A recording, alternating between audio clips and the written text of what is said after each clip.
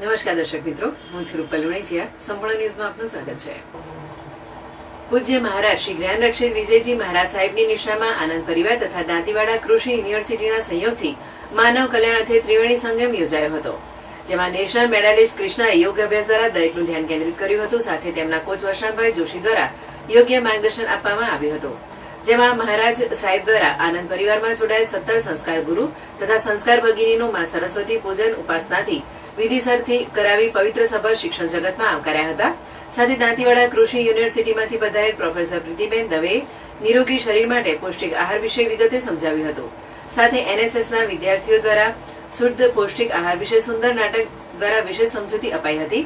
ત્યારબાદ દાંતીવાડા કૃષિ યુનિવર્સિટીના સહયોગથી કલમી ફળા વૃક્ષોનું પૂજન કરી વૈદિક રીતે વૃક્ષારોપણ અને દરેક બાળકને એક રોપા આપવામાં આવ્યા હતા, જેમાં આનંદ પરિવારના સંસ્કાર ગુરુજી, સંસ્કાર ભગિનીઓ, આદર્શ વિદ્યાલય અને જનની વિદ્યાલય મંદિર ગુરુકુળ તથા દાંતીવાડા કૃષિ યુનિવર્સિટીના સ્ટાફગણ, સંસ્થાના મંત્રી બાબુભાઈ પાનપુરા તથા સરપંચ મનુભાઈ જોશી, સુરેશભાઈ મહામંત્રી ભાજપ મંડળ ભીલડી, રઘુભાઈ રાજગોર, શાંતિભાઈ પંડિત, કંચનજી ઠાકોર વગેરે મહેમાનો ઉપસ્થિત રહ્યા હતા. આ સમગ્ર કાર્યક્રમનું સંચાલન આચાર્ય શ્રી જીવરામભાઈ ડી જોશી દ્વારા સુંદર રીતે કરાયું હતું, જેમાં સ્ટાફગણ દ્વારા સુંદર સહયોગ પૂરો પાડ્યો હતો.